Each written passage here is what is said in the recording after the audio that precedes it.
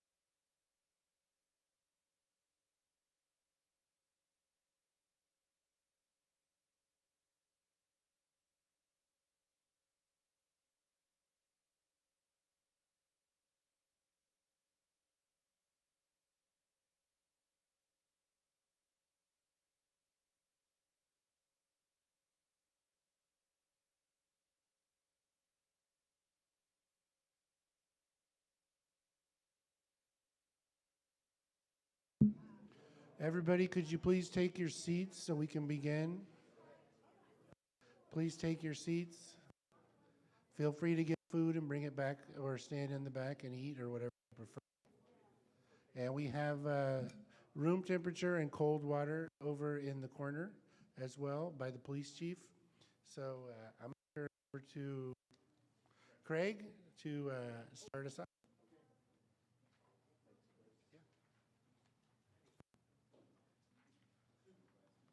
OCO.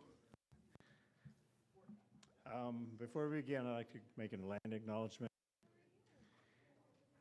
The Executive Board of the Raza Roundtable does hereby acknowledge that this meeting and facility sits on the traditional land of the Muwekma people.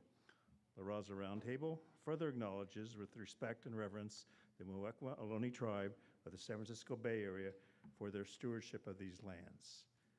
So I just got back, personal note, my name's Craig Pasquale, and I am Cherokee as well as Modoc, and I just got back from Oklahoma where I had a very interesting trip, just got back yesterday.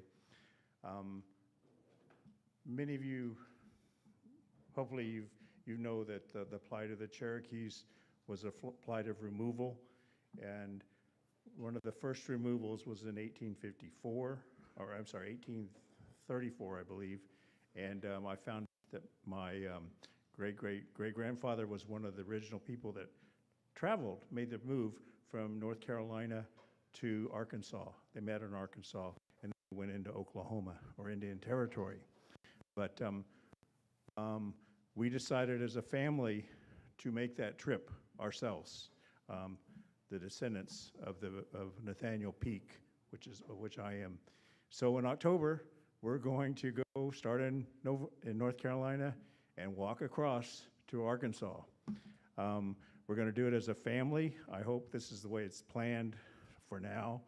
There's going to be 2 or 3 groups, and they're each going to walk 20 to 25 miles a day. One group will start, a car will take the next group 25 miles up, and then they'll take another group up there, and then we will all meet. And they'll pick up the first group, the second group, and the third group, and we'll all meet, and hopefully we'll get about 75 miles a day.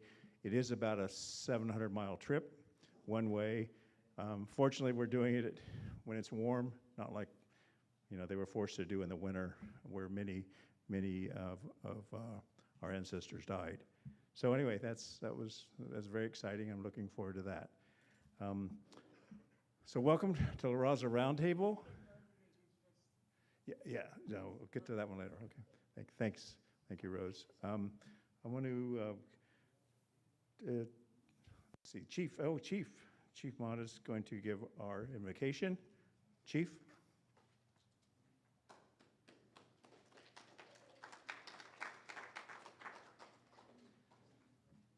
Thank you. Good evening. If we can all please bow our heads. Gracious God, thank you for this day and for bringing us together this evening.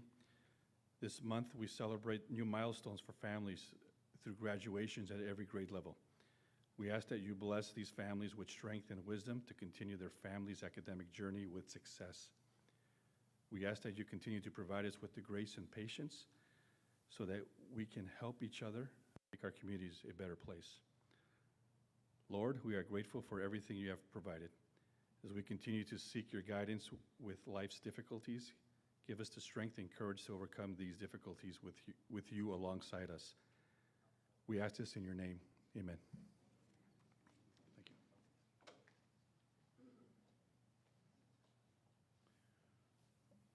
you. Okay, at this point, we're going to give introductions.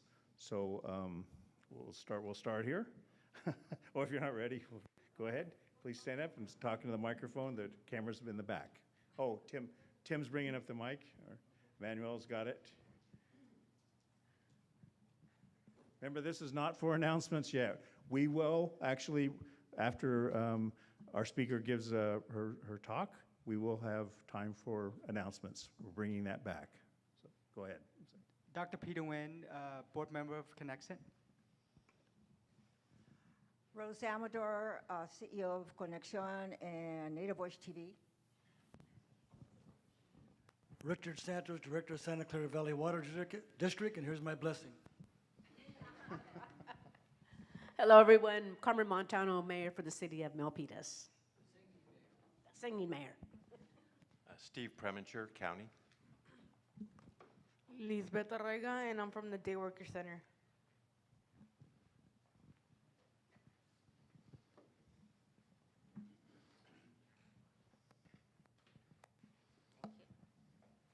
Lori Ramos Chavez with Conexion. Isabella Espinoza, Supervisor Auto Lease Office. Domingo Jimenez with Conexión. Veronica Ornelas with Conexión. Chris Ariola with La Raza Lawyers. Stephanie Roca Hurtado, also with La Raza Lawyers. Marcia Hovey, Collaborating Agencies, Disaster Relief Effort. Good evening, Dennis King, Hispanic Chamber of Commerce, Small Business Development Center. Craig, that was a great story. I hope this time you don't have as many tears as your ancestors do, and if you do, we share them with you. Oh, thank you. My name is Eduardo Valladares. I am a teacher at Sounds Like High School, 15 years now. Thank you. My name's Robert Fox. Just a worker at Connection, and just want to be informed and see what happens. Hello, my name is Robert McNair. I'm with Conexión. Fernando Lomas, Conexión. Roberto Coronado with Connection. Good evening, everyone. I'm Damon Silver. I'm your acting public defender from Santa Clara County Public Defender's Office. Good evening, everyone. My name is Ernesto Barajas from Casal Neighborhood Association. Danny Garza, Plata Arroyo Neighborhood Association. Noah Garza, a student at Evergreen Valley College. Paul Joseph, Chief of Police. Hi, my name is Maria Jose Funes, and I'm a county worker and a resident here. Hi, everybody. Carla Torres, La Raza Roundtable. Brandon Sanchez, Deputy Chief, San Jose PD. Tony Mata, District Attorney's Office.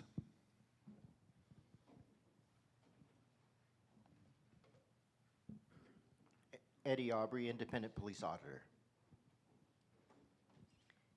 Caroline Mireles Saylor, Program Manager of the Day Worker Center, and this group here, Conexión, that introduced themselves as Conexión, are my amazing participants of the Day Worker Center.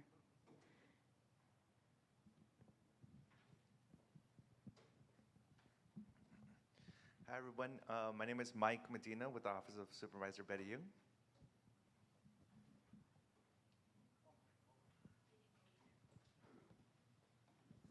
I'm Enrique Flores with DFCS. Sean Allen, President, NAACP. Martinez, KCXU 92.7, going live.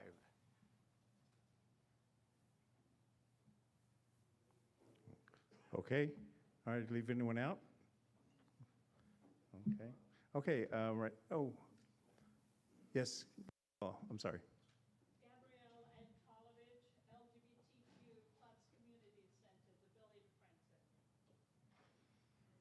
Anyone else?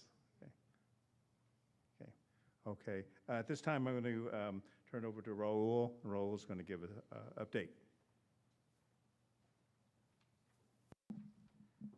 My work mother and wife gave me a list of things that I have to report out on.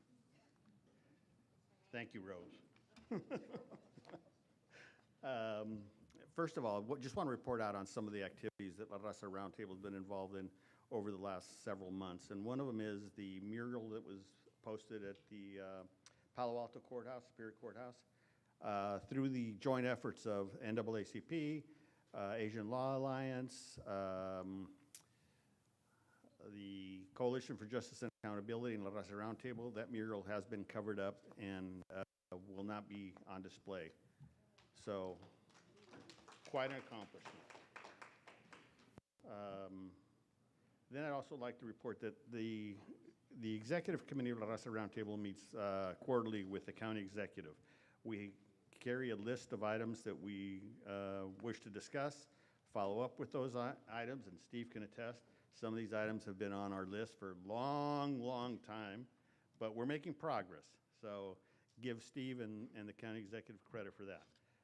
We also meet monthly with the Director of Social Services Agency, Daniel Little. We deal primarily with issues that affect DFCS, particularly since the death of baby Phoenix. I don't know how many of you are familiar with what occurred, but the baby died because of exposure to fentanyl. And we decided we wanted to get involved along with other community groups as well. So we're meeting with Daniel Little monthly. Also want to report out that in June, our speakers are going to be Sylvia Arenas, County Board of Supervisor, and Nick Burchard, Chief Probation Officer. We will be dark in July. We will not be meeting in July, consistent with municipalities that take July off. So, and in August, we're going to attempt to bring in city council members, particularly Latino city council members, to come in and present on what their agenda is and what they foresee for the city regarding their budget situation and how it's going to impact the residents that they serve. In September, we're going to have a book signing. There's a draft that Rose has a copy of, I don't know if she brought it in here, that is a book that was prepared about Victor Garza. So the gentleman that wrote this will be coming in and talking about the contents and his research to be able to write the book. And there'll be a book signing. Obviously, he'll want to sell his books. So we'll remind you of that through our correspondence. And two more really important announcements. Our videographer, Tim, is going to be a new father. So congratulations, Tim. So we're going to struggle through next month in terms of what we're going to do to be able to broadcast the meeting. Right now we're broadcasting on YouTube and Facebook. And, and radio, live radio. Donate money and it'll make the problem go away. Thank you, yes. And then also I want to acknowledge one of our board members, Chris Ariola, will be receiving a Lifetime Achievement Award for La Raza Lawyers Association. There's going to be a banquet for him on November 14th at the Old Fairmont. I don't know the new name. I'm not allowed to travel downtown. But I would urge you, Chris has been a long-time activist for both La Raza Roundtable and the Lawyers Association. So if you're able to attend, I would encourage you to attend the event. Did I miss anything? Okay, I'm relieved.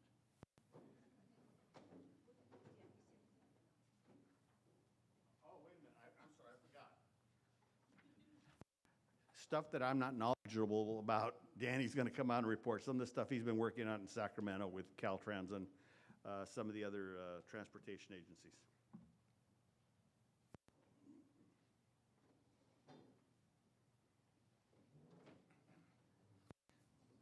I'm going to be really brief, and I'll be here for questions later. Caltrans, starting with Jim Bell and the SB money that he got us, that money is still being used up. We have in District 4 here, in the Bay Area, we have projects now, because of that money, starting to put shovels in the ground. Caltrans is not the work on Capitol Avenue. That's VTA. So there's millions of dollars in our district. If you have questions about what's going on, let me know, and then I'll get back to you. I got no problem getting back to you. BART, that's another issue that we're dealing with. BART is moving forward slowly, and I mean slowly. We had a lot of fights with BART dealing with the community. They're coming in at 28th Street, and the treatment of the community and off-ramps and on-ramps. You guys won't believe it, but they wanted to close either Julian or Alum Rock, and so we got them to back off of that. We also got them to keep their trucks out of every neighborhood and every street west of 28th Street at that location. The last thing I want to say is the 28th Street BART station is now almost 100% designed. So what they're figuring out now is if they're gonna cut and cover 28th Street or not. They don't know, they still don't know if they're gonna use 2 tunnels or 1 tunnel. Even though they told us it's gonna be 1 tunnel, that's still up in the air now because of their financial problems. Anyway, that's my report, and if you guys want me to look at anything in Sacramento, let me know. Thank you.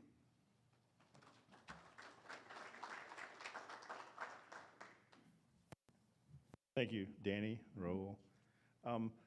One of the things I wanted to mention, May is MMTIP month, which is what? Yeah, missing and murdered Indigenous women. And the Indian Health Center came out with a letter of support of some legislation, and I'd like to read that for you now.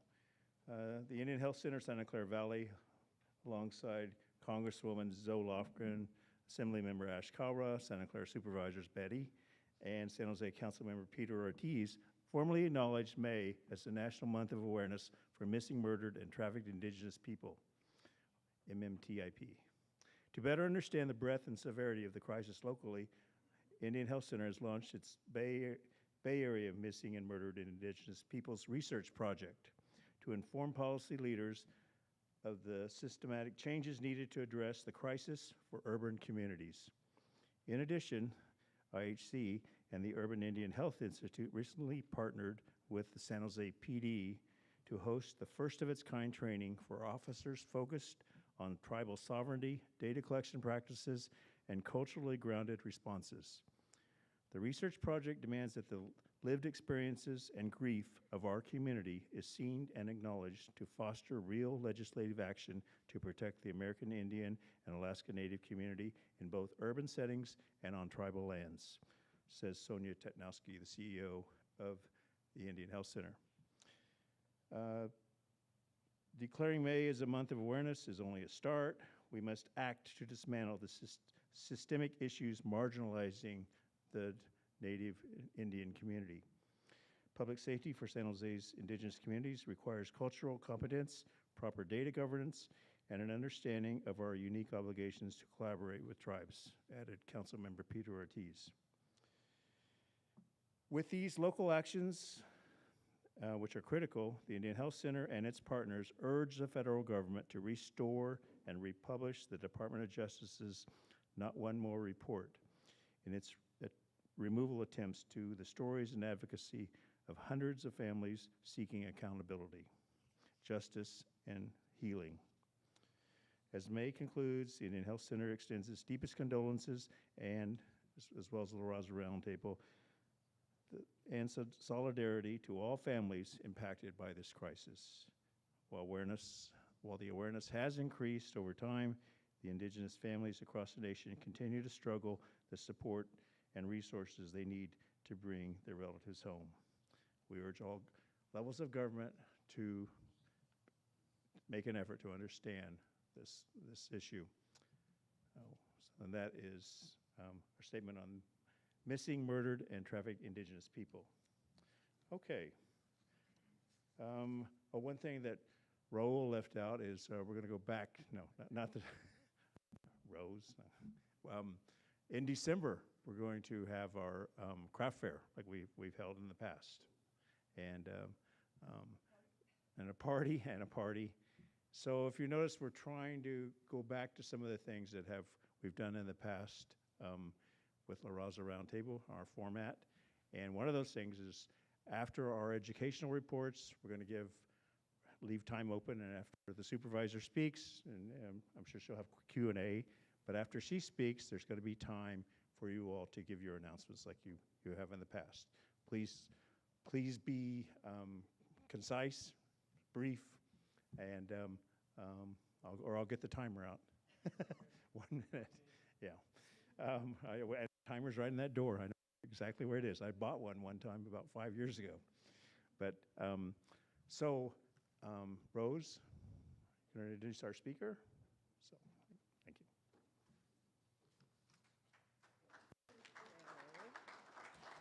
Yeah, it used to be Michigan murdered Indigenous women, but I guess they changed to people now, huh? Because of families. Okay, it's my pleasure to introduce Betty Duong. She was elected to the county supervisor position, District 2, in November of 2020. Just recently, we already have her working on all kinds of stuff. Yay!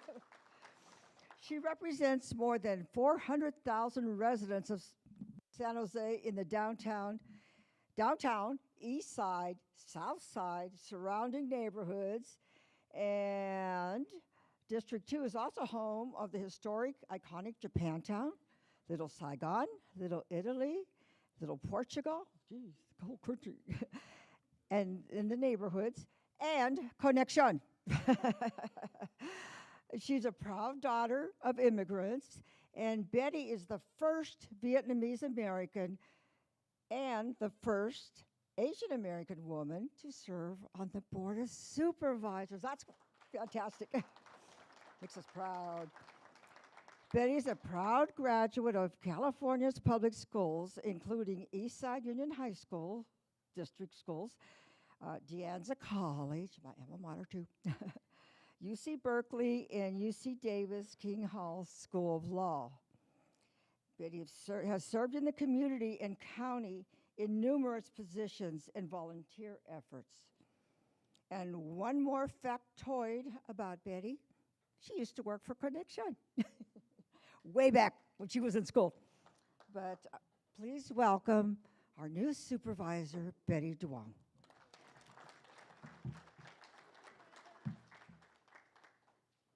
That's right. I worked for Connection when I was at De Anza Community College, and you had space inside Eastridge Mall for an after-school homework center, for a job connection center, as a resource center. So talk about place-based services. You were doing that, Rose, before that became a term of art, right? Before that became a principle for what we do now at the county.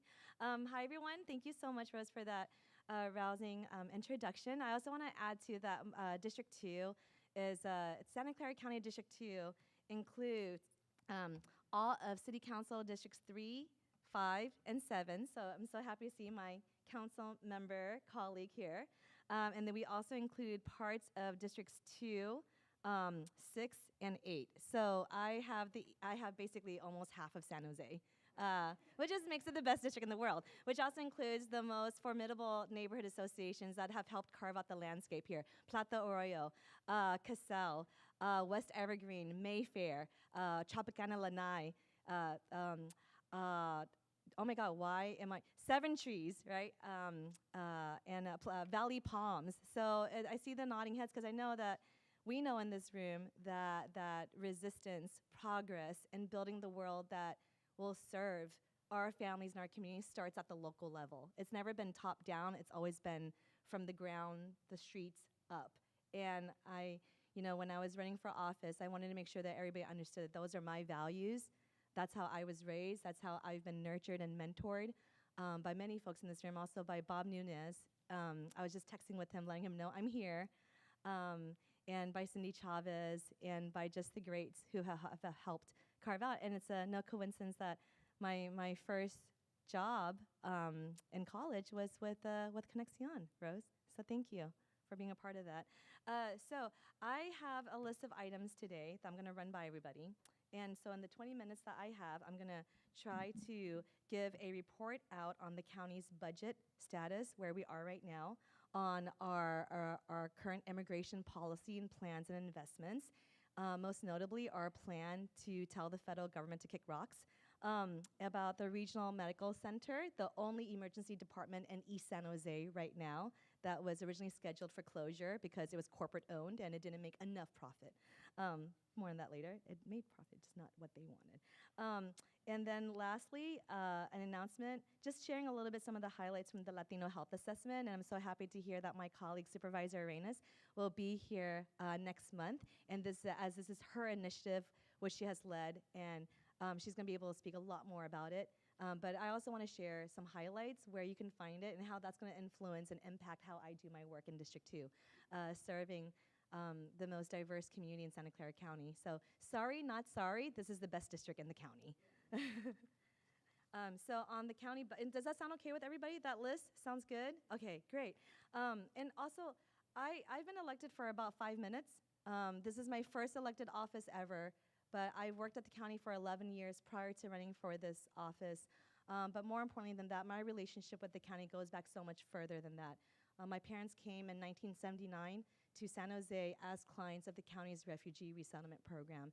And it's a story that I told all the time during the campaign. And because of the political and the immigration landscape now, this anti-immigrant sentiment that's growing and moving across the country, I feel it's even more important now that I share my piece of the story, that my parents pushed off, and like many Vietnamese American refugees that I know we all know living in San Jose, we're part of each other's lives, right? Our communities are part of the fabric of San Jose and Santa Clara County. But they pushed off in a little boat in the middle of the night. My mom talked about running on the beach with bullets going past her, and she was 22. So I know when I was 22, I was just trying to figure out life, let alone trying to dodge bullets. And she reminds me that she's 4'12", and she'll always remind me that she crossed the ocean for me and that she's tougher than I'll ever be. And I'm like, oh, heck yeah, I know that, for sure. I take that as a source of pride. So my mom and dad floated out on the ocean for a few days. They were picked up by the shipping container vessel and brought to Bilabidong Island, which is a secluded island that's part of the Indonesian archipelago. They stayed at a refugee camp for a year and a half before being told that you're coming to San Jose. Specifically, you're coming to Santa Clara County. They're like, we don't care where we go, just take us. When the world did not want us, when there were demonstrations and protests across America saying, don't bring the refugees here, Santa Clara County opened up and welcomed us with open arms. Now, what was happening during that time? We were in a recession. We were at the tail end of a very divisive war that had a lot of emotions across the country. We were recovering from the loss, the untold loss of life of soldiers and servicemen and women in this war. And there was, the messaging was, we don't have room, we don't have money, we don't have funding, we don't have jobs, we can barely take care of ourselves, don't bring them here. But Santa Clara County, driven by the community in this room, driven by our neighborhoods, driven by our activists who are still here, it's the OGs, the original gangsters, right? They said, we'll take them. Those are the values of this county. That has always been the value of this county. We will take the refugees. And we were accepted with open arms. And I was born here at the county hospital.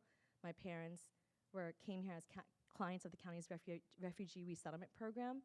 We grew up on county services, on Section 8 housing, on food stamps, on every single service and program that the county offered that we were eligible for. I know because I was my family's translator, so I was filling out all the forms. And so that is the legacy that I've inherited, that raised me, and that is the value and the mission, the North Star of how I serve in this office, that you all in this room are my bosses, and this is an opportunity for me to contribute to the same system that raised me and made it possible for my family to resettle. So I just wanted to thank you. I want to acknowledge and pay homage to that. So county budget, we are, shifting gears. The county, we're in the middle of a county budgeting process right now, just like every other government entity and agency. This is the budget season. The state's budget's a little off cycle from us, and the federal budget will know with finality in September where they plan to have cuts, where they plan to make their investments. But we don't have to wait that long to already receive the hostility of the federal government, challenging the county's policies on diversity, equity, inclusion, and accessibility, trying to add conditions to our funding that if you receive this grant, you will cooperate with ICE. No, we will not. If you receive this funding, you will now cooperate with Homeland Security. No, we will not do that. If you take this funding, and the thing is, like, this is not even a related funding, right? We're talking about like funding to prevent fires. We're talking about funding to preserve our green spaces. We're talking about funding to care for our foster youth, and now it's coming with conditions that require us to participate with the federal administration's plan to target and unduly burden immigrants and undocumented communities and families. So we are standing strong in that. And that's going to be impacting our budget. So it's a $13.5 billion budget this year. I know that sounds like a lot of money. It is a lot of money, right? It's basically a little country. $13.5 billion to serve 1.2 million residents, healthcare systems, behavioral health systems, housing, social services, and elder care, senior care, family stabilization. The list can go on and on. Public safety and justice, or courtrooms, or lawyers, or in custodies, or jails, or all the facilities. Everything that we do comes from this $13.5 billion. Now, this $13.5 billion, the best way to look at it is to understand that 1/3 of the $13.5 billion, 1/3 comes from federal sources. So when we talk about federal impacts, what's at stake is potentially up to $3.2 billion. If 1/3 of our budget is wiped out, that is a seismic shift in how we're able to allocate and fund and support our services and programming. Now, that's federal. Another 1/3 of our budget is from the state government. So 1/3 from the federal, 1/3 from the state. The last 1/3 is our general fund, and that comes from your property taxes. What you pay every single year to Larry Stone is that last 1/3 bucket. It's unrestricted dollars. So it doesn't mean that, what that means is it doesn't have a job attached to it. Every federal dollar and every state dollar that we get has a job, has a function attached to it, and we're only allowed to spend it in that way. The last 1/3 bucket is our unrestricted. The board, 3 out of 5 votes determines how that money is spent. And if our federal funding or state funding is eroded, we're going to have to move some of that general funding or a lot of it over to cover the gaps, because having a foster care system that doesn't serve our kids is unacceptable. Closing down our emergency rooms is non-negotiable. Collaborating with ICE and sharing information with ICE or the federal administration to target our immigrant communities it will never happen here. I rarely like to speak in absolutes, but this is the one time where I would throw down for this for the rest of my career and the rest of my life here in the city of San Jose. Thank you. So some highlights from the budget. Our impacts to public health will be deep. Our public health department that does a lot of the front-facing work, a lot of the prevention work, 90% of their budget is federally sourced. So that is on the chopping block right now, coming out of DC. So our strategy and our approach working with administration is to somehow shift as much of the public health department's work as possible to other departments so that the federal impacts do not cut so deep. But I think this is going to be the one area where we're going to feel the pain pretty significantly and almost immediately because of the significant portion of federal funding there. And the county the public health. At the same time, the Public Health Department just discovered our first case of the measles in Santa Clara County since 2019 as public health is being gutted. So please, everybody, make sure that your children, your loved ones, your family members, and yourself have an up-to-date measles vaccination, because we have our first case, and hopefully it stops right there. Custody health services are being invested in and restructured to provide better health outcomes for incarcerated individuals, folks in our care. It's a non-negotiable for anyone in our care and custody or in our care period to not have adequate health responses and services. From a state and federal level, support for behavioral mental health services, our challenges continue there with implementation of services at the local level. So in addition to funding cuts to behavioral health services, we've also have had imposed unfunded mandates. So there are new laws coming out of the state from the governor's office, from the state legislature, saying that county shall do this, but we're not going to provide you with money for it. But at the same time, we're going to take more money back. So this is a quandary that we are trying to figure out. But again, in the category of non-negotiables, this is a non-negotiable. We are in year 2 of a 988 system that launched nationwide, and Santa Clara County is one of a handful of counties across the country that runs its own call center locally. So the people who answer your calls on 988 are physically in San Jose. They understand our communities. They're your neighbors. They're clinicians and trained volunteers and crisis counselors who are answering these calls. It's not a perfect system because it's brand new, 2 years old, to do something very valiant, right? That it's going to be a one-stop number, no wrong door. You call this number if there's a crisis that you're experiencing, a crisis you're witnessing, or if you're just calling for information. I've received reports where we have seniors calling at 2 a.m. saying that I'm just really lonely and I don't know if it's depression or not. And we take that we stay on the line, and we answer these calls in over 64 different languages. So please continue using 988. It's not perfect yet. I'm not going to try to say it is, but the more it's used, the more calls we receive, the more data we collect, the more improvements we can make.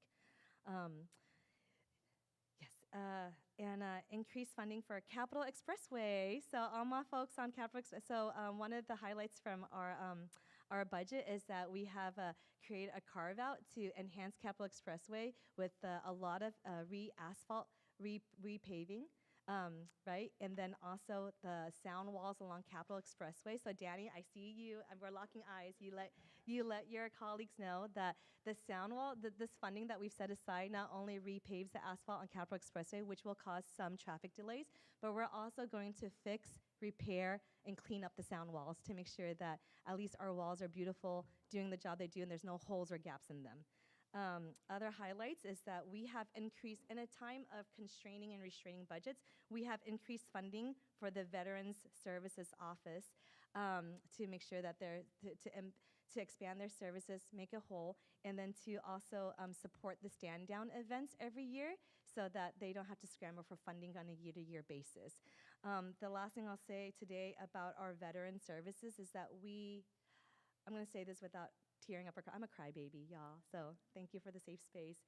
We have this year reached functional zero homelessness amongst our veterans population here in Santa Clara County.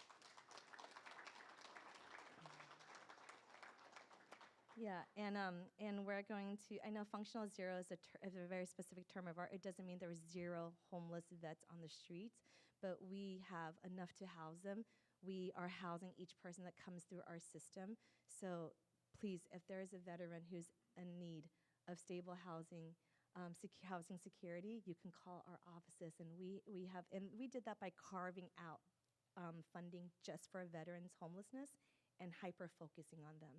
And so we're learning, too, about how to address homelessness and how to build more affordable housing with the county being at the forefront of that with our city partners. So there'll be some trial and error. There'll be some bumps in the road. But the point is we can never stop trying. We can never stop innovating.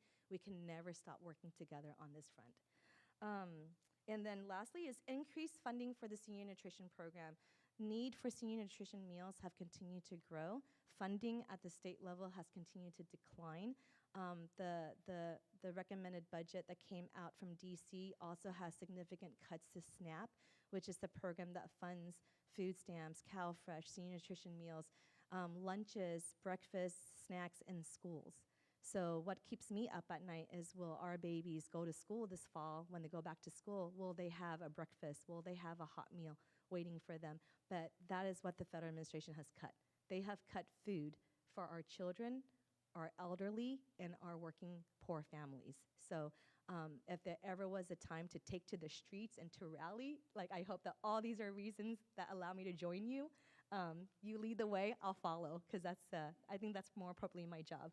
I'll follow where you lead. And, we've been at a lot of rallies, and those rallies are working. I would say that. I would dare say that. The rallies with 3,000 to 5,000 people at St. James Park, the marches down our streets, right? If you now that we have enough critical mass of time, you look back every time our folks, our communities take to the streets, we take to letter writing campaigns, we flood the phone lines and the email inboxes of Republican legislatures across the country, the federal administration reverses course. They walk things back, We've seen that happen. And right now, the biggest thing on the chopping block that we can't get a firm direction on is Medi-Cal, Medicaid. And if if Medicaid is cut, Medi-Cal is cut. Medi-Cal is that $3 billion portion of our county budget that runs our health and hospital systems. And like I said, closing down our emergency rooms is a non-negotiable. Collaborating with ICE to target our most vulnerable community members is also non-negotiable. So we're going to brace ourselves and make sure that we could figure out a way to make this work. But in the meantime, Medi-Cal is still here. Get your checkups, get your health wellness checks. Like, go do that now. Not to sound alarmist, but this is it's very, very much uncertain times. And that is my quick wrap-up, 30,000-foot overview summary of the county budget. It is challenging, but we are hopeful because I'll go back to my intro. We've been here before. We've been here before where it's been tough, it's been challenging, and there doesn't seem to be enough for everybody. And what did the county do? Back then, we opened our arms, we opened our doors, and we welcomed those in seek of refuge. That is the county that we're a part of, so I know we will figure out a way again. And so it's so appropriate that I'm here at La Raza Roundtable doing that because you all were the ones leading the charge 30, 40, 50 years ago. And so we're going to be looking to you all again to help us tap into that institutional knowledge, that history of resistance and advocacy to help us get that, to help us make sure that we protect every public benefit and service with every fiber of our being. Now, speaking of protection, the county recently launched the One County, One Future campaign. It is right now a web page and a platform that connects residents with resources including legal services, family services, the Rapid Response Network, Know Your Rights trainings, and more. All of the services of the One County, One Future platform is available in 6 different languages: English, Spanish, Vietnamese, Chinese, Tagalog, and Punjabi. Earlier, the question was asked because there's basically in total, there's an $11 million investment into immigration services, an immigration response plan to the attacks by the Trump administration. And someone asked me earlier while we were mingling over our delicious food, if all the grants have been finalized. It's actually on a rolling basis, right? So not all the money has been apportioned.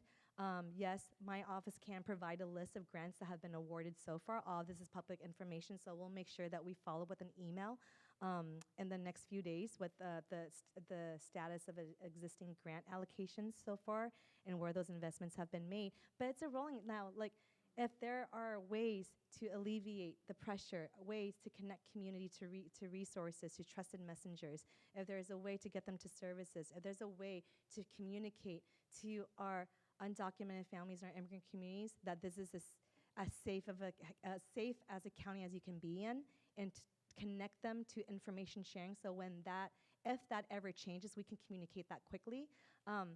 Send that idea, send that proposal, send that request to the administration. You could send it to Steve. Hi, Steve. Or you could send it through my office, or you could send it to both of us.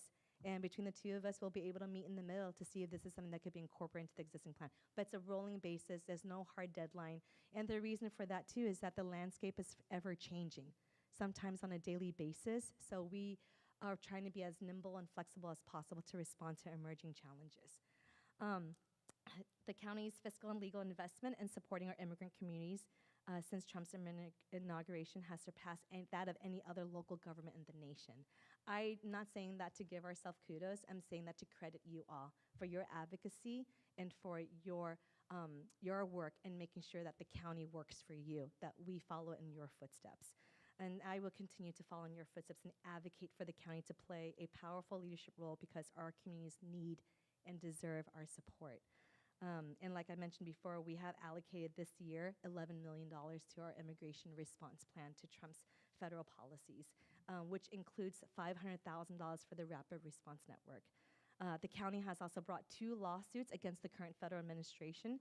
We've joined an amicus brief filed and a set of additional lawsuits against the current federal administration, and we filed a motion to intervene in a lawsuit brought by the attorney generals from Louisiana, Kansas, West Virginia, and Ohio, attempting to exclude undocumented and temporary status immigrants from the census.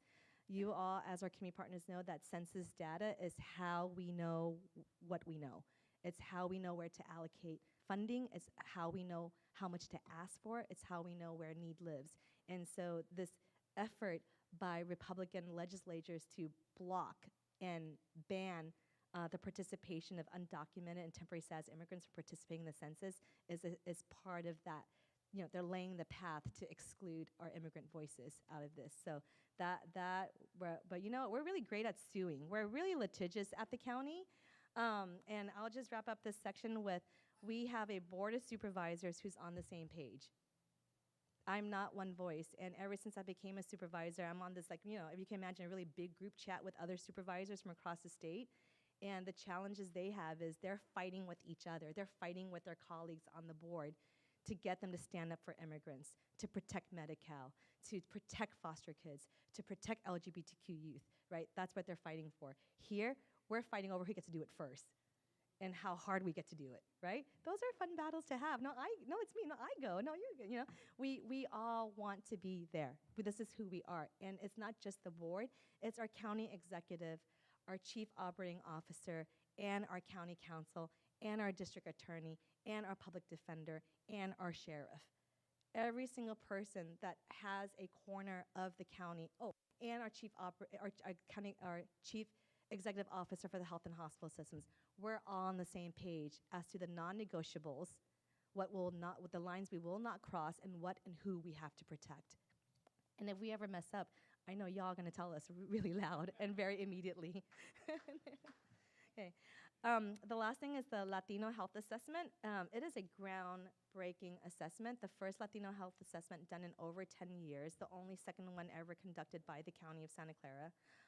And what that told us is that the health disparities of Latinos in our county is devastating. Shorter life expectancy, greater exposure to harm, poor social health determinants, greater housing insecurity. 40% of the unhoused population in Santa Clara County are Latino. More than half of Latino renting households were cost burden, 57%, compared to 45% of all other renter households in the county. That means our Latino families are struggling, and every single dollar of their income is going towards their rent, with very little left over. The density of tobacco retailers in the East San Jose region is 2 times higher than the countywide density of tobacco retailers. East Side has doubled the number of liquor stores than anywhere else in the whole county. 50% of adults in county jails are Latino, while Latinos make up 25% of the county population. Among Latino residents, the fentanyl overdose-related death rate increased by 128% from 2020 to 2023.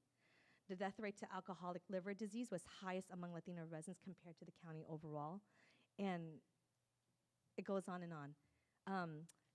I'm going to leave a link to the Latino Health Assessment that's available in English and Spanish. They're also translating it to Vietnamese as well, which I'm really proud of, because our communities need to understand what we're experiencing, what we're all going through.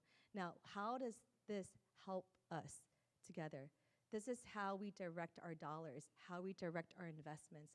We are the safety net of the county, of Santa Clara County. Our job is to go where need is greatest, because we truly believe that when the most vulnerable member of our society has an opportunity to thrive, not just survive, the rest of us will benefit, the rest of us will be better for it.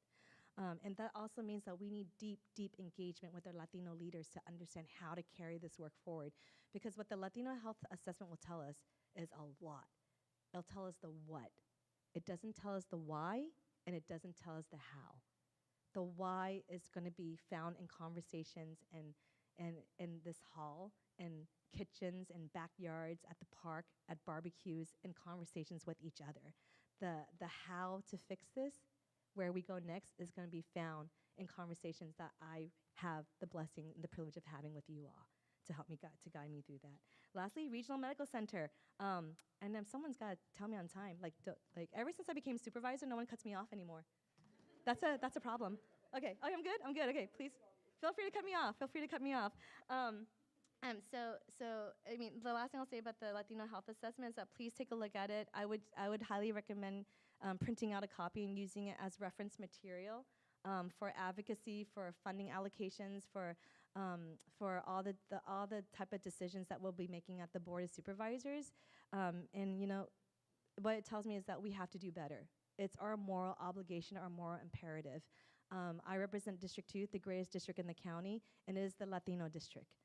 It is the East Side district. It is the district where the majority of these health disparities reside, where they live, and we're living with it every single day side by side. And it is going to be the honor and a privilege of my life to serve in this role and do everything I can in my power to work alongside you to address these health disparities and make it better for everybody. And I believe that. Look, I'm in my first 5 months, 6 months? 6 months? Yeah, 6 months of office, and the charge that I've given to my staff is that in 12 years, when I'm done here, we will not be a healthier district. Let's dare to be the healthiest district. Let's dare to be the safest district. Let's be the district where people want to move to raise their families, because community is strong here. Neighborhoods watch out for each other. The streets are safe, and we have the resources and the programs to support families who may be struggling. That's what we're going to do, and we know we're going to do that together. Yeah, thank you. And we're already doing it. Regional Medical Center. We were about to lose the hospital because it was owned by a corporation, and the corporation felt that it didn't make enough money. It was not losing money. It was not in a deficit. It was not going bankrupt. I'm glad this is being broadcasted on the radio so HCA, Health Corporation America, could hear me. They just didn't make as much money as they wanted. So they were ready to close down the only emergency department in East Side and basically give a death sentence to East Side families. Because if that ED were to close down, the next ED would have been Valley Medical Center. We've already outgrown that emergency department. We outgrew it decades ago. There are not enough beds there today. So with regional close, there will not be enough beds there. That will not magically create more emergency beds. So then the next emergency department would have been Stanford. Car accident, head trauma, heart attack, stroke, every second counts when that happens, when a situation like that arises. So we can now afford to put someone into the back of an ambulance and send them to Palo Alto to get help. They would never have made it, so I'm really proud of my county. I can't take any credit for it. This vote was made by a board that preceded me, Cindy Chavez, Joe Simidian, alongside Silva Arenas, Otto Lee, and Susan Ellenberg, who voted unanimously to buy this hospital to preserve the health and wellness system of the whole county. As of April 1st, at exactly midnight, there was a countdown clock. It became ours. By noontime on April 1st, as we were having a press conference to celebrate the purchase and of a regional medical center, the emergency department was opening up again. And I ran over to the emergency department right after the press conference to just to watch what was going on. Within the first hour, 3 traumas came in that would have been directed the day prior to Valley Medical Center. But on April 1st, they were able to come to Regional Medical Center, and they were able to be served and cared for. And by the end of this year, that's the goal I've given to my staff, that by the end of this year, we will reopen the labor and delivery unit. So babies can be born again, because that's the best feeling in the whole world. And that moms can receive care in their own communities that they're familiar with. So that's what we're working on, and I'm hoping that by the time we have a date for the reopening of the labor and delivery unit, we can invite everybody to the baby shower there to celebrate. Now, thank you.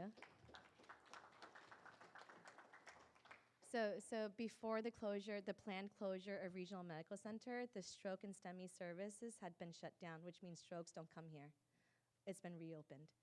Before the purchase of Regional Medical Center, the emergency department had been downgraded from a level 2 trauma center to level 3. Level 3 is basically the equivalent of the nurse's office at your kid's school. That was not going to do anything for a gunshot or a trauma or a car accident. But it's back up to a level 2 trauma now, which can handle all that. And so I'm really excited about the labor and delivery unit. Look forward to seeing y'all there at the celebration. And let's see, I think by the time we're done with that, we will have 258 beds and the main emergency healthcare provider for East San Jose, and we will not miss a beat. Let's see, the last thing I keep on saying, I think I've said last thing a couple times now. This is really the last thing now, okay? About 40% of the county's Medi-Cal enrollees live within 5 miles of Regional Medical Center. We now operate the largest public health and hospital system in Northern California. We literally have people flying in from other states and parts of the country to observe our health system now. I know that it's not perfect yet, but we are much better than other places, but that's not good enough to rest on our laurels. We're going to continue making it better. Regional Medical Center is now our 4th hospital.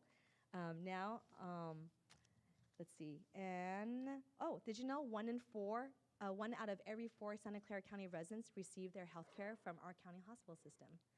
So we have a chance to do some really amazing things here and redefine what public health care looks like.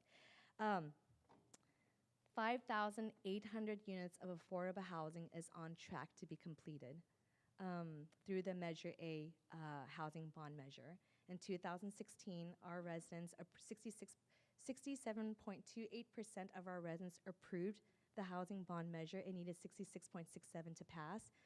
I was the campaign manager in 2016. On election night, everybody was, tapping me on the shoulder, giving me hugs and saying, hey, if this doesn't pass, don't be so hard on yourself because it's never passed before and it's a really high threshold. Well, it passed. It passed and we built the housing. Now we got 5,800 units of housing on the way. Now, when we were running this campaign, the promise was never for us to solve homelessness. The promise was for us to do everything in our power to address it, to make as many gains as possible. Because solving this is going to be a holistic, collaborative approach where we all work together, where it's an all-of-the-above strategy. Now, we promised the delivery of 4,800 units of housing in 10 years. It has not been 10 years because my daughter's as old as Measure A. It's been 8 years, and we're going to over-deliver by 1,000 extra units above what we promised. And for every dollar of Measure A spent on construction and housing, it draws down $4.25 of state, federal, and private dollars. So every Measure A development, the one across the street here that's being built, the Charles, whatever the total price tag is, only 1/4 of it came out of Measure A. The rest of it came from funds leveraged by Measure A and the and then every year we pull down $2 billion of state and federal resources for wraparound services for the clients we house. So thank you for approving Measure A. A lot of folks in this room also campaigned, door knocked, and phone banked and told their family members to vote yes on Measure A, yes on affordable housing. And I wanted to report out that we did good. We did good, but we need to do more. We need to find more ways to build more because at the end of the day, homelessness is a housing issue. There's not enough places for people to rest their heads. There's not enough places for people to go home safely at night and be able to really focus on their lives. So we need to do more. But in the meantime, thank you for approving Measure A. Thank you for your support, and we're going to keep on building. Thank you. Questions? Yeah. Okay, great. What? A few questions? Ooh, okay. Yes, questions. I'm going to go to Dick and then go to Danny.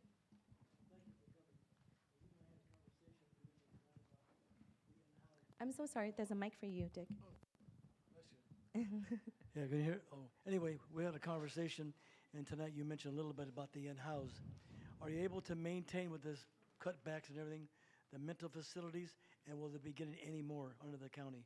This falls in the category of non-negotiable. Right, so a few years back, I think less than 2 years ago, the county organization partnered up with a bunch of super smarty pants from prestigious university, SF State, UCLA, and basically tried to understand and triangulate how many more mental health treatment beds do we need to meet the need of our community.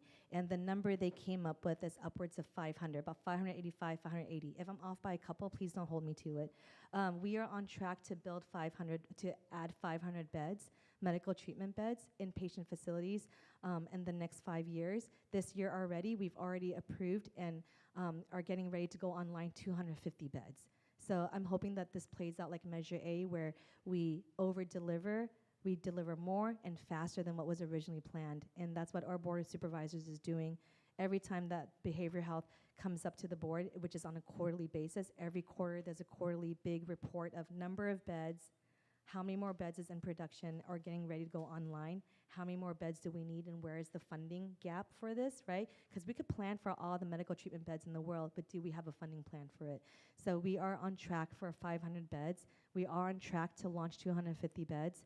And then also by 2026, spring, maybe summer. If they say spring, I think summer, just based on my time at the county. We're going to be launching our new behavioral health clinic, our behavioral health inpatient facility, which the county, no one has built one of those since the 80s when the Reagan administration closed all patient facilities down. So we are going to have a new facility open, adding 100 more beds to the supply by next year. It's going to be at the VMC campus. And this is going to be the first facility, I could say anywhere in the state of California, that is reserved for adolescents and youth who are experiencing behavioral health crisis and severe diagnosis. Danny. Real quick. Yes, sir. We need the county to use their pressure to force developers in San Jose to add veterans dedicated units. There's 4 projects on Elm Rock Avenue that are coming and no dedicated veteran units. And the reason is because those developers don't want to spend the time and the money to track down that financing. Now, the final thing I want to say is congratulations. The hospital on the east side is going to have an emergency room that is triple the size it is now. Oh, it's under construction right now. Yeah, Oh, thank you, right, Danny. correct. You got the better update. Yeah. Great. Thank you. It's under. If you come to Regional Medical Center, there's construction happening. The ED is still fully operational, but we're tripling its size because we know we need many more beds. And the previous owners basically clawed back the services and didn't try to like choke it as much as possible, starve the system, but we're adding more to it. Thank you, Danny. I've been told 2 more questions, but one more. Yes. I actually, so I just want to say that I'm the program manager of the Day Worker Center here at Conexión to Community, and I have a lot of skilled workers, and I really thank you so much for announcing about the veterans, because we have veterans that are working with us as well. So I just, my day workers go out, on a daily basis, and they go out to work to provide services to our community, whether it be landscaping, caregiving, cleaning, and what have you. And we do it at a low cost, but you know what, my clients are very happy that they go out and they can, do something for the community along with, getting paid. So we get Heart of the Valley in Mountain View and Sunnyvale that give us a call saying, we found you on SourceWise and we can barely afford, the services. And so I negotiate with our workers and they provide services for them. Also, what is it? I'm sorry, I can't think of it right now. But I just wanted to know that because we do provide services for our homeless, our parolees, probation, and undocumented, they come in and take a shower in the morning. We provide a hot meal for them, as well as they can also wash their clothing.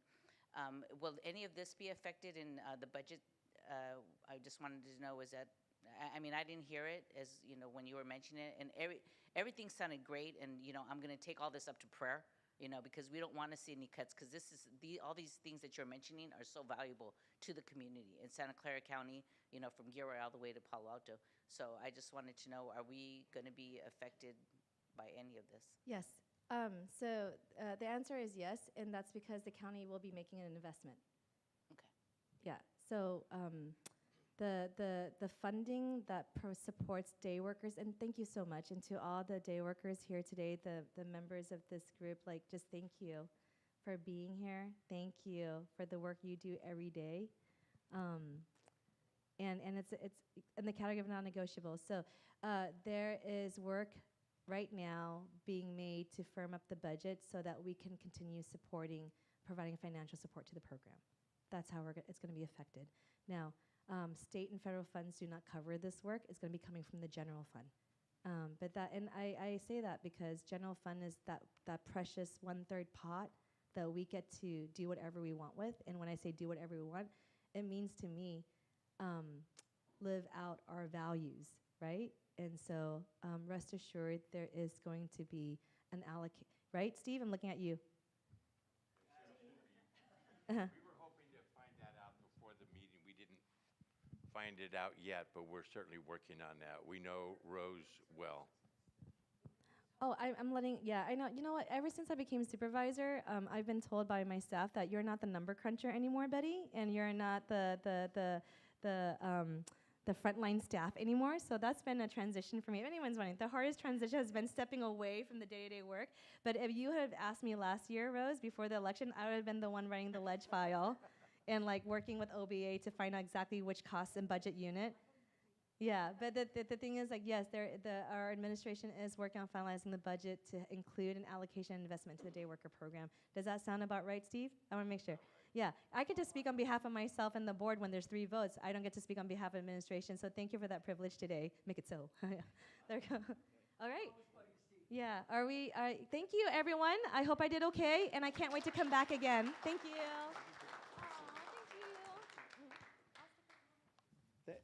Thank you, Supervisor.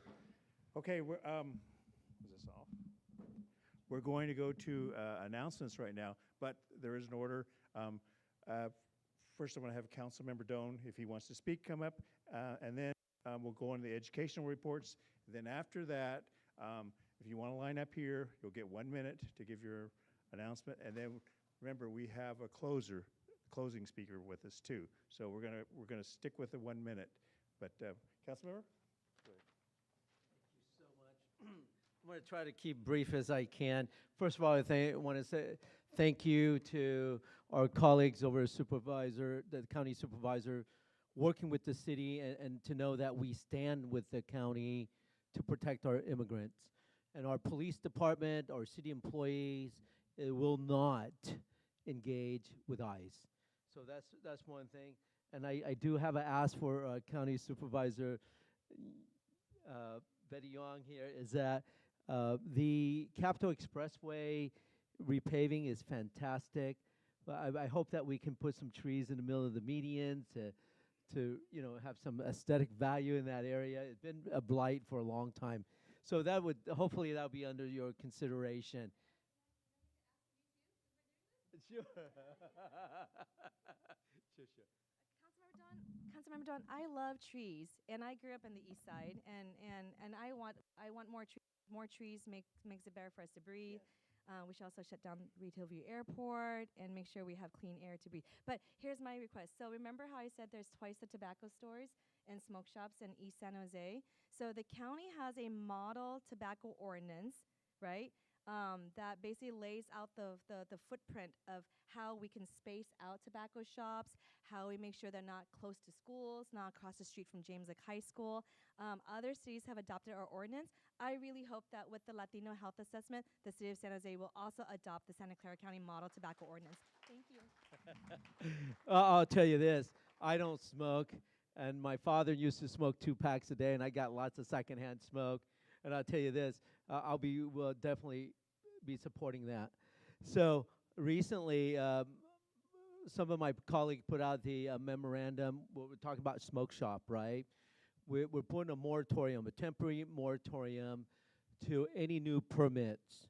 We mandated that the city come back with us with analysis. How do we reduce the illegal drug selling in the smoke shop right now? We have to enforce that, because these smoke shop come in and say, oh yeah, we're selling just a paraphernalia, but next thing you know, they're selling a lot of illegal illicit drugs, and we have too much of that on the east side, and we don't need it anymore. And again, I don't support smoking at all. So, and downtown, well, throughout the city if we can. So, just here's some good news. Just recently in my district, I authorized certain area to have housing for our unsheltered LGBTQ+, and also temporary housing for our single mother with children. That's 2 places right here in District 7 that will help our, way underserved unsheltered residents. And then just want to mention that recently I visited the Villa de Oro, the shelter that we put up over there in District 10. It's 150 units that will get our unsheltered off the street, give them dignity and respect. And the last thing I just want to leave with all of you is that we are in a terrible time with our federal administration. So when things are at their worst, we have to be at our best, and we fight and we fight to protect our community. Thank you.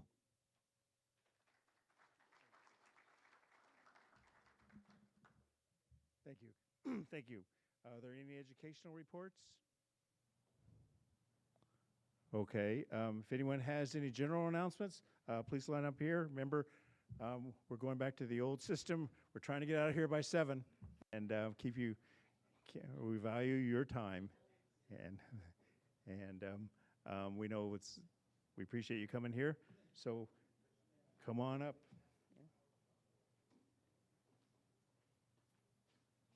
Hi, Eddie Aubrey, Independent Police Auditor. I just want to invite you to the City Council meeting on June 17th. That's when we're presenting our annual report, our year-end report. So you can go to the council meeting to look at it, or you can go to the TV and watch it on that day. Also, as a preview, on June 5th, the actual report will be posted, so you can read it before you come to the meeting.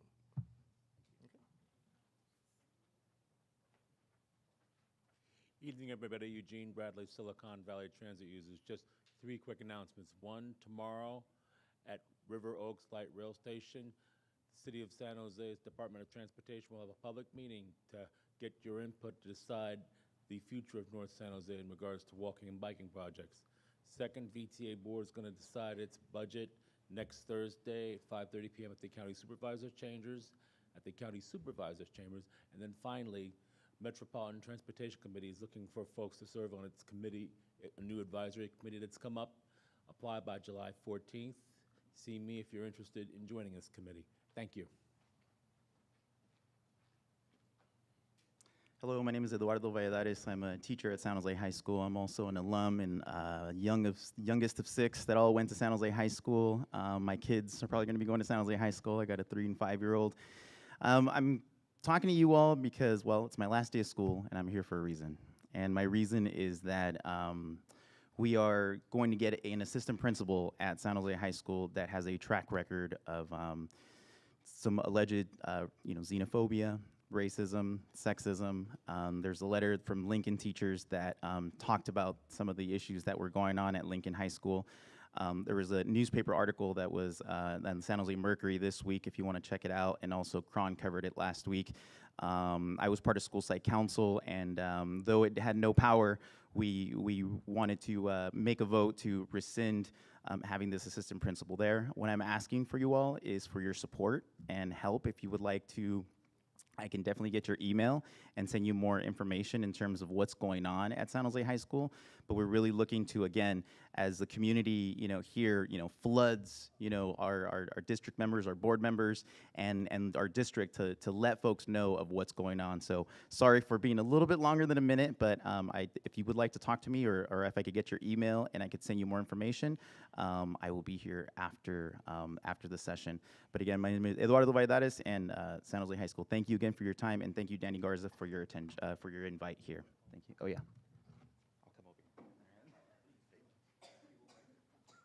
Hi, everyone. Exactly. A little bit taller. There you go. Damon Silver, I'm your acting public defender. I heard mentioned several times veteran services, and so it brought to mind I wanted to just highlight some collaboration that's going on between our office and other county agencies. We did, because of budget reductions over the last year, have to reduce some of our outreach work, but we have actually had an opportunity to partner with the Veterans Administration, and they're going to, through that partnership, place a veteran service specialist, a social worker, in our office once a week to conduct office hours. So it'll help us better serve the veterans community moving forward. I think it's just a great example of the collaboration that's possible between agencies throughout the county as well as the city and even federally when we're all facing these budget challenges. So I wanted to share that.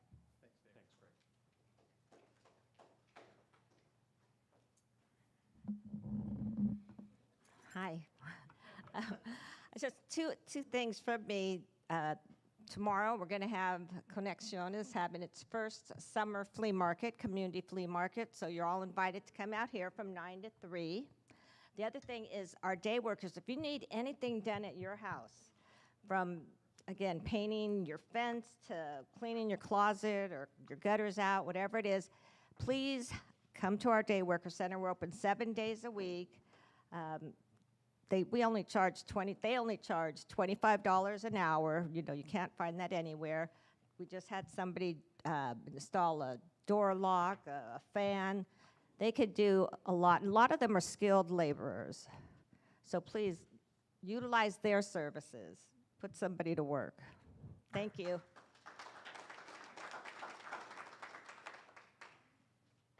Hi, everybody. My name is Lisbeth Taraiga, and I'm here to talk on behalf of the Day Worker Center.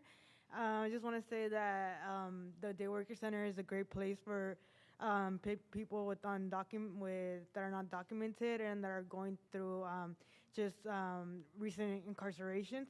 And just support us, and like she said, give us work if you have any work for us, and come by and just give us a smile or give us some positive vibes. Thank you.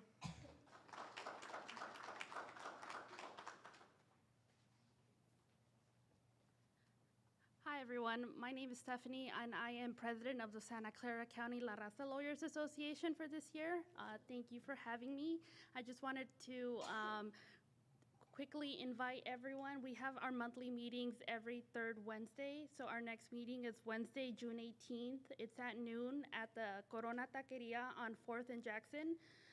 While our association is comprised of lawyers, we invite the entire community to be there. Something that we've done this year and last year during my time on the board has been to host legal community fairs. We've had two, both on the east side, and I know that there's a lot of east side people here and the community is here with you.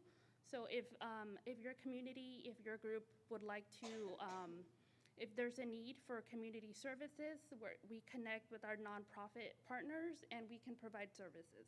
Thanks.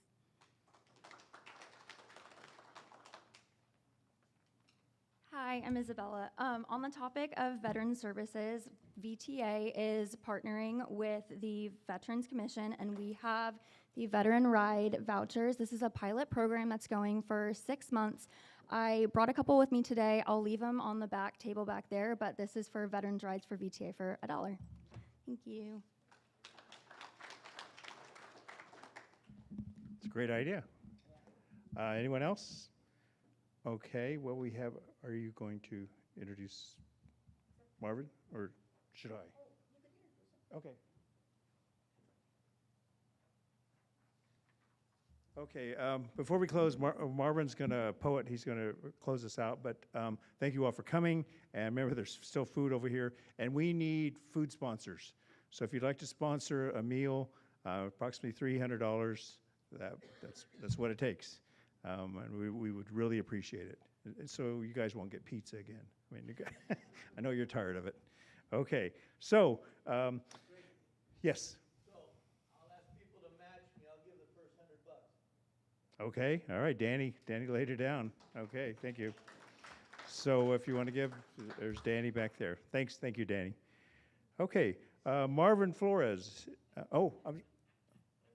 What? I'm sorry, Raul. Okay, wow, okay. There we got, okay. There, who's that? Okay, Damon? Damon, all right, Damon's put it, thank you, Damon. Thank you, Raul. Anyway, okay, here we're gonna go. Okay, and more, okay. Well, keep on coming, okay. Anyway, yeah, I got to get Marvin on because I want to keep you, I want to honor your time. Okay, Marvin Flores is a poet, teaching artist, and community organizer who won the 2024 Youth Speaks Bay Area Slam and went on to represent the Bay Area at the National Youth Slam in Washington, D.C. Wow. There you go. Since then, his work is centered on bringing poetry to the underserved and underrepresented youth in the South Bay, with the goal of launching a youth slam specifically for local youth. Marvin is also a member of Los Jaguares. I don't speak Spanish, I'm sorry. A student-led organization at Foothill College dedicated to the political education, advocacy, and holistic community support, addressing the spiritual, physical, and mental well-being of Latino students and their broader communities. Okay, please welcome Marvin Flores. Okay.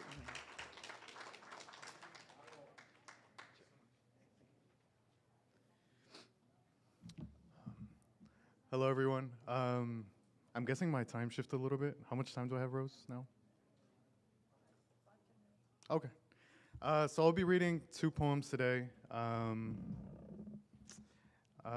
Typically, all my work is very much untitled, so you guys are just gonna have to imagine what the title could be. This one, I guess, the first line, it was when I just started wondering about heaven and the place of Mexicans in that. So it started like this. I get into heaven and yell, "Where the Mexicans at?" Matter of fact, where are the Spaniards? This will determine my stay. And God shows me a sala full of tias watching 24/7 reruns of La Rosa de Guadalupe with Guadalupe herself. See, her little angel is in the backyard going manic in the bouncy castle with the other kids before he flies inside to ask me if I got any games on my phone. And you know, I never really noticed he had a Duvalin stick stuck to his wing or that he had a silver tooth, and apparently his name is Junior too. I turn to God and ask, where the Spaniards at? Then I notice all the archangels are in charge of the cooking, making mole, menudo, birria, and frijoladas, enchiladas, aguachiles, ceviche, flautas, y buñuelos. But of course, the occasional tia has to come in and show them how to do it right. I ask God where the Spaniards are at. He shows me las lavanderias that don't need any quarters, have free Suavitel, where every claw machine gives a free toy to every kid that touches it.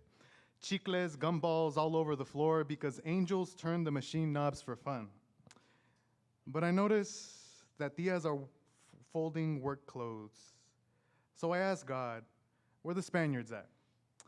I'm shown endless streets that resemble San Jose of tios working on their dream cars in the garage, the magic being that the car starts when the tios think they're done, regardless of what they thought the problem was, and they drive tias to the venue Jose Jose Selena perform at every weekend, turning a year younger for every show they attend. But I notice that some still have hip pain and venas hinchadas. So I ask God, where the Spaniards at? He shows me the shopping plaza where every street vendor turned restaurant owner, each with a TV that plays a partido and a telenovela, a jukebox that teleports any singer into that restaurant for one song at a time. But I notice a tip jar by the register. Someone is collecting money for their daughter's cancer treatment. I tell God, I won't ask again. He finally stops, silent and still. Poem.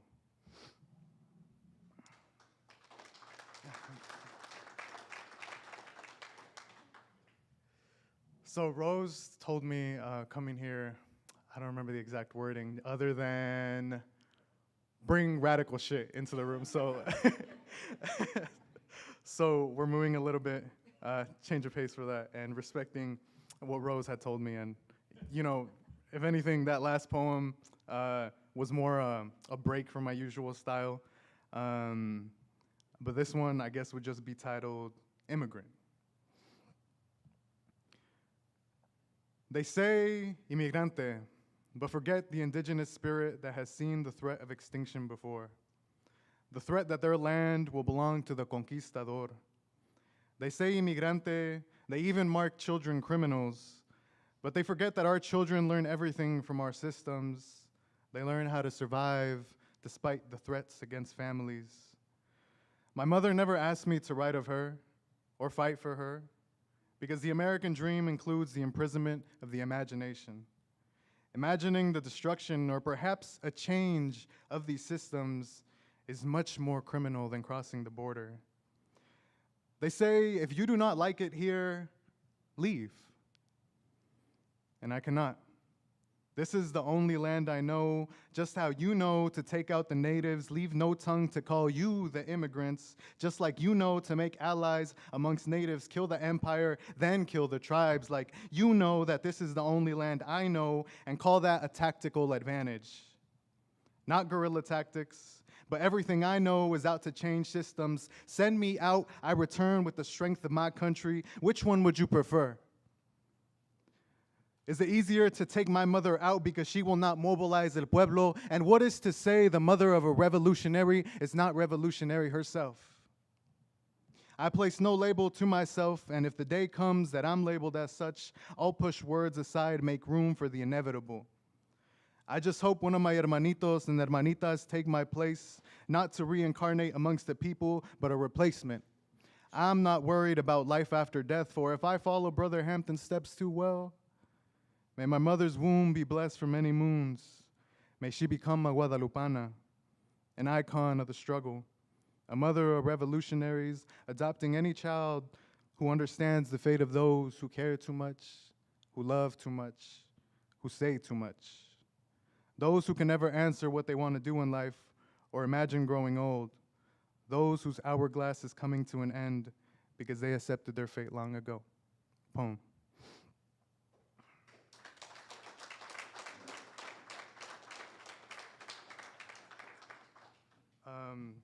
And here I just have a really short one, if that's okay, Rose. So this one kind of was a more spontaneous work, as I hope maybe some people heard the tragic news. You know, I feel like every day there is another tragic story. We have Manuel Vega Lopez, who had passed away. He came to do landscaping at a client's house. And apparently, as the story goes, that said client mistook him for an intruder while he was getting his tools, and that led in 3 fatal gunshot wounds. And you know, I feel like often poetry is that for me that gives me that comfort, and I feel like usually if we don't write about certain things, they'll never get written at all. So this one, I guess, would be more of an ode for Manuel Vega Lopez, and it goes like this. I imagine titanium steel alloy to tear through your flesh, your ribs deciding to break, and finally feeling your lungs. Your final breath while you look at the state in the eyes. ¿Qué trabajador es usted, tío? The second one goes through tu camisa planchada, manchada de sangre, que crece mientras te caes. Has de haber buscado tus niños cada noche, tío, cansado pero con amor. El tercer viene porque el Estado decide que hoy descansas, tío. Tu espalda se cae al concreto, el mismo tipo que está hecho de tus huesos. Para que pisen sobre ti por años y años y años, hasta que tus niños tengan hueso de flor y hojas eternamente verde. ¿Qué año te conocí, tío? Los días que mi padre jugaba fútbol en el parque, siempre te vi como familia sin saber tu nombre. The last bullet comes because the state decides 2 wasn't enough. In your last breath, what did you dream of, tío? ¿De quién te despediste? Did you pray to God to forgive him? Or do you keep believing in him? Is he someone you know? Descansa, tío. Descansa.